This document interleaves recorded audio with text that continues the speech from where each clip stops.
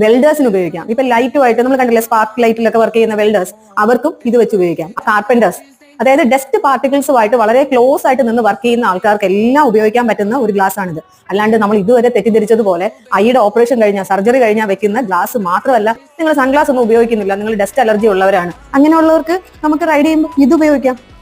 ഈ ഗ്ലാസ് ഉപയോഗിച്ചാൽ മതിയാവും. പ്ലെയിൻ ഗ്ലാസ് ആണ് ഇത്, ടിൻഡഡ് അല്ല, കണ്ടോ, പ്ലെയിൻ ആണ്. അപ്പൊ ഇത് വെക്കാം. സൺഗ്ലാസ് ആയിട്ട് ഉപയോഗിക്കാൻ നിങ്ങൾക്ക് ഇഷ്ടമല്ല എന്ന ഡസ്റ്റ് പാർട്ടിക്കിൾസ്, നിങ്ങൾക്ക് ഡസ്റ്റ് അലർജി ഉണ്ട്, നമ്മൾ ബൈക്കിലൊക്കെ യാത്ര ചെയ്യുമ്പോൾ എന്തുമാത്രം പൊടിയാണ് കണ്ണി കയറുന്നത്.